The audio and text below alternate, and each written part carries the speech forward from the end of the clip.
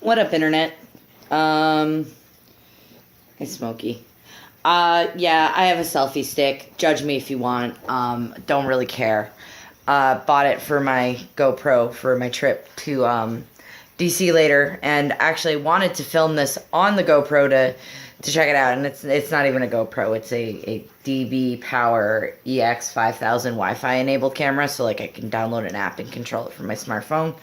But I don't have clean SD cards small enough to go in it. Like it's a micro SD card, but the hardware limitations is 32 gig, and I have 64 gigs. I have 116 gig for my old phone, but I haven't backed it up and wiped it clean yet.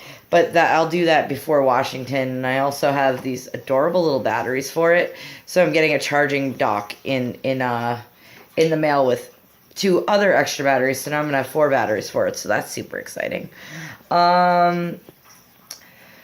So I wanted to take a few minutes to talk openly about bipolar disorder and some of my symptoms, some of the reactions to those symptoms, and how I'm coping.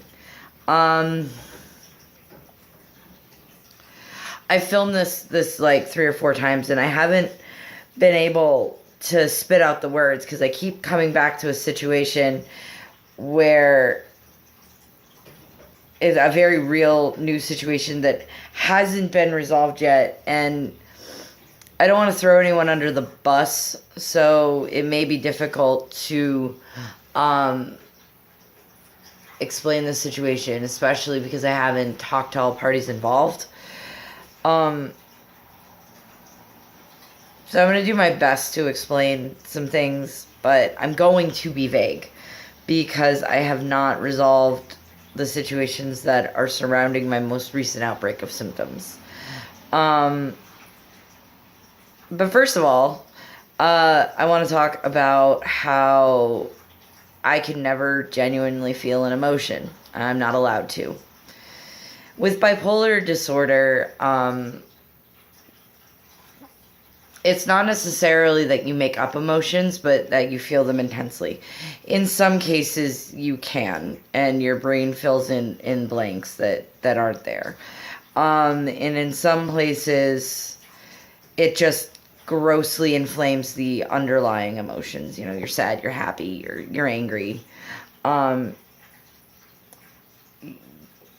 In a lot of my cases in regards to my cycles and my mood swings, I do have overarching cycles. I do have, like, this is my depressive cycle, this is my manic cycle, and of course depressive cycles certainly correlate with the winter and the lack of vitamin D and all of that bull. Like, sad seasonal affective disorder also is a thing with bipolar disorder, and I still need to get on Amazon and buy the full spectrum lights for my house, so that way there I will always have full spectrum light. But right now I don't have that. And that's not the point of this particular bit that I'm talking about. I'm also what they call rapid cycling. Now, rapid cycling means that instead of these cycles taking months to set in and months to last, they can take anywhere from moments to weeks, and change like this. And those of you who have known me for a really long time have probably actually been witness. Thanks Toothless. Thanks for knocking stuff out of my purse. You're a great cat. People who've known me have seen me snap like this. I've done a really good job of keeping it down, but there are just some times where I can't hide it, and you've seen it. But most of the time, I'm pretty successful at keeping it under wraps until I'm behind closed doors or I'm with a safe group of people to where I can let go.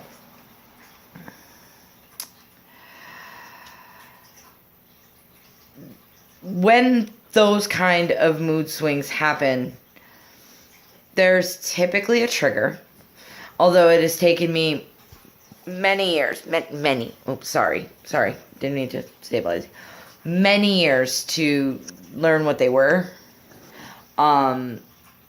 and start eliminating them. But here's the problem.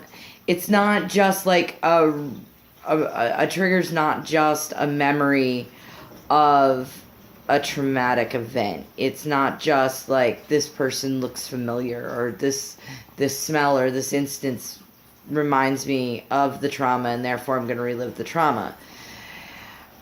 When I say trigger, it's something that causes an emotional overreaction or just a reaction in general for me, that could trigger an episode or an overreaction. Like an email from a student counts as a trigger for me sometimes because I get rip-roaring angry. Completely irrationally angry. Life events can serve as triggers. Because they inflame the exact emotion, like emotions you have. People can serve as triggers, and them living their life can serve as a trigger. And this is why bipolar people are so fabulously fucked at ruining relationships, because we can get triggered by the smallest things, and it causes us to doubt every last thing around us. Every motive, every emotion that we feel or is happening. I know we question people's motives and people's actions, and then that can lead us to just throwing a hand grenade in the relationship and saying bye, or doing something actively with not necessarily with forethought, but like the knowledge is in the back of the head at least that you're going to hurt this person, and then you proceed to go hurt that person, whether you do something that is damaging to the relationship or damaging to them, or just irreparable BS. And that all stems from emotional overreactions, overanalyzing, etc. And then usually, and lack of communication, and then usually that relationship is done. It's destroyed. And I've certainly had plenty of those. I've certainly had plenty of those moments. I certainly don't have people in my life anymore because of the actions that I have taken against them, or actions that they've taken against me, and I've cut them out. It becomes a greater issue when the trigger is so intertwined in your life that you have no understanding on how to separate those things.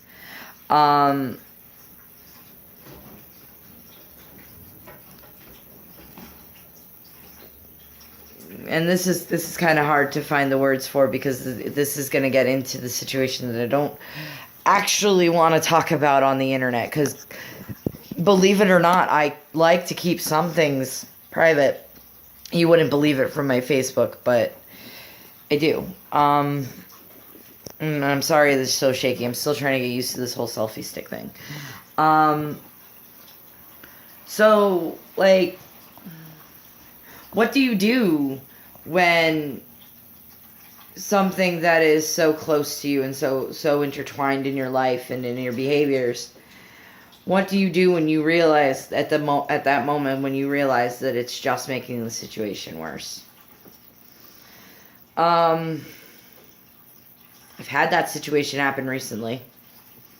Not once but twice, but clarity kind of came down on me like a ton of bricks over Christmas in a conversation that ended up leaving me feeling not so stable, and it triggered a depressive episode that I'm still very much fighting to slip into.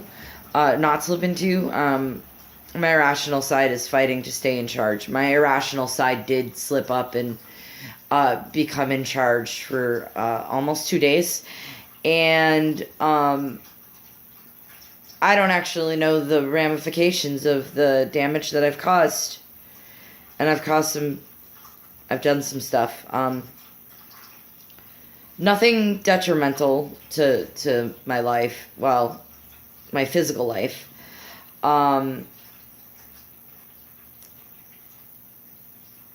But I screwed up. Actually, I don't think I screwed up. I know I didn't screw up. I didn't screw up. I was blindsided. If I was not blindsided, I would have probably have handled the situations with a little bit more grace and dignity. But I really can't get on myself too badly for screwing up, because I recognized what was happening and I took steps to prevent damage to myself and others. For the first time in my life, I disassociated and did not cause harm to myself or others. I'm proud of that. It just sucks that what caused the disassociation is so intertwined into my life and to who I am that it's going to take a very long time and a hell of a lot of counseling to unravel, and I'm not quite certain that the relationships that will be damaged in the process are ever going to be repaired, but that's why I'm going to counseling, in order to try and make sure that those relationships aren't destroyed. I've advocated for myself, I've identified the trigger, and I've tried to put some space in between the trigger and myself, and then starts the long process of unpacking behaviors both on my end and their end, but I don't even know if they're aware that their behaviors have led to this, but that's not my responsibility or my worry. My responsibility and my worry is myself and my mental stability. And going to counseling and possibly trying to identify at least the behaviors within myself, which I can control, which led to the situations that have then subsequently left me in a not stable place. Now, I am lucid. Back when I used to dissociate, the disassociation was so bad and so violent and so fierce that I didn't know which way was up, and the only way to figure out which way was up was to harm myself. And that was cutting, that was burning, scarring. I've since realized I haven't done that since I was 26. I don't even know if I've even covered it in this version of this video, but I haven't done that since I was 26 years old. And I have struggled with other forms of self-injury, such as bad eating and not exercising and smoking cigarettes and everything, but for the most part, I've gotten to a point in my life where I feel like I'm worthwhile enough to where I warrant being taken care of by myself. Like, self-care. I didn't always love who I was. I still don't. I still get really upset with my disorder because it's so frustrating sometimes, and it's really difficult to handle, and then I have other health issues that I get really down and out about.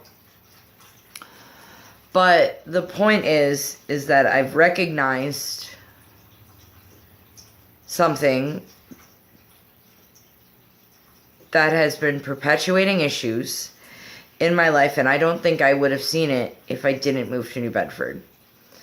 I still really hope to maintain good relationships with the person that, like, but in order for that to happen, in order for a healthy relationship to continue to occur, a healthy friendship to continue to occur, I need to take steps to figure out why it became unhealthy. And I just hope that it's repairable, because I don't actually know. And that's kind of difficult and devastating. And I really dislike how my disorder doesn't give me a choice on who or what triggers me. I don't love that my disorder doesn't allow me to ever feel anything genuinely, because I always have to unpack the emotions and figure out where they're coming from and why I don't feel worthwhile and why I feel defective and why I feel broken and wronged and betrayed, when there was no betrayal. There was no real betrayal. None. But yet I feel this way. And that's my chemicals. I am not a worthless human being. I am smart. I am beautiful. I am talented. I am not defective. I am not worthless. But my disorder leads me to believe that. And things in my life have been a catalyst for that, and I didn't know. I didn't notice. I wasn't being terribly honest to myself, and it's been perpetuating for years. And that's why I'm sitting here at 33 with 2 dissociative depressive episodes under my belt in the last 6 months, after not having them for 7 years. And that's difficult. It's very difficult, because I don't even think the people that I've asked to stay at arm's length really would understand. I mean, I hope they do. And I really do hope they understand, because I need to make sure that I'm okay so I can be a better friend, so I can continue to do the things I do and continue to be supported by the people that love me. And asking for space is not...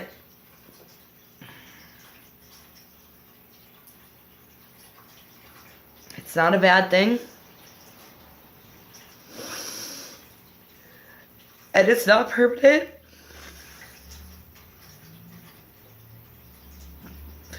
And I just gotta take care of me, so that I don't destroy anything.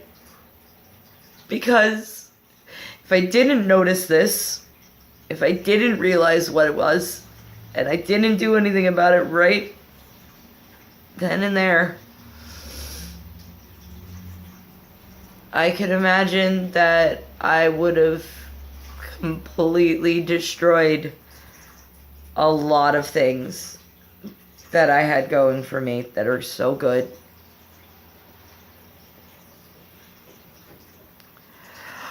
But the chemicals in my brain don't allow me. Sorry. The chemicals in my brain, the little irrational gremlin that stays trapped in my brain is out.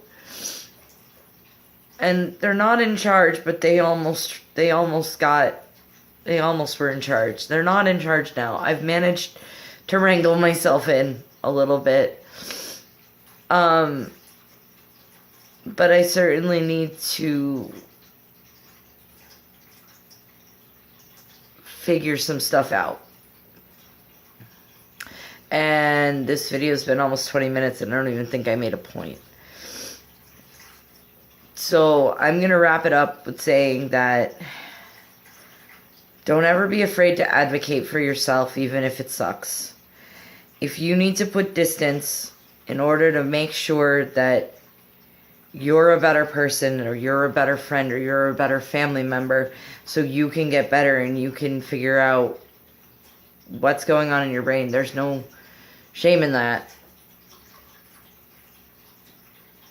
Even the best of us have to do it. Not saying that I'm counting myself amongst the best, but I'm pretty damn proud of myself that I didn't hurt myself in these last 2 dissociative episodes.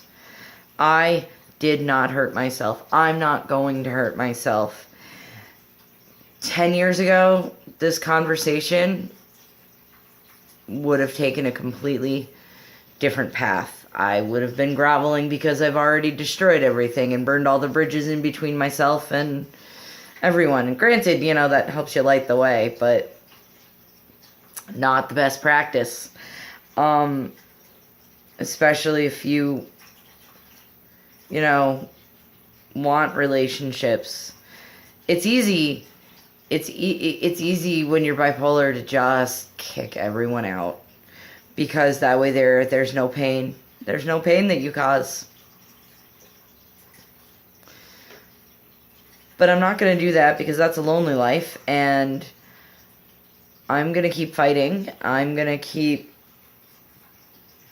trudging along. I'm going to keep getting better, and I'm going to keep getting stronger, and I'm going to keep advocating, and I'm going to keep talking, and I'm going to remind myself that I'm not worthless, and that I'm not broken. I'm not defective, and that this package is a pretty good one to have. I'm smart, I'm beautiful, and I'll tell you where to go and what to achieve when you get there. And I'm proud of myself because I've overcome a lot. And these are all things that I have to remember to keep my rational side in charge. When the irrational side's in charge, the feelings feel so big you can't see beyond them. And that's when you have to listen to the side that's saying, no, these feelings aren't right. You need to stay the course. So, I don't know what I achieved with this. But this is I feel like I actually made a point, but I don't know. We'll see. I'll listen to it, and maybe, just maybe, it'll make it on the internet. But, stay strong. You got this.